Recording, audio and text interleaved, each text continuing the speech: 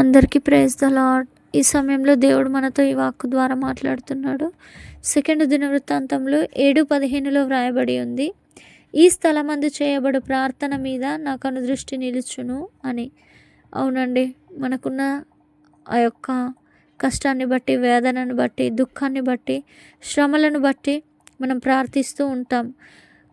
మనకు వీలైతే తప్పకుండా మందిరానికి వెళ్ళి ప్రార్థించేవారిగా ఉండాలి. ఆ యొక్క మందిరంపై ఆ యొక్క దేవుని కనుదృష్టి ఉంటుందంట అండి.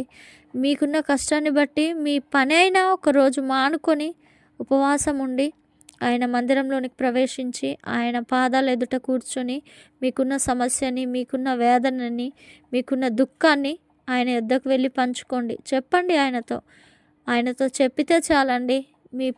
మీకున్న సమస్యకి పరిష్కారాన్ని చూపిస్తాడు. మీకున్న దుఃఖాన్ని తొలగిస్తాడు, వేదనని తొలగిస్తాడు.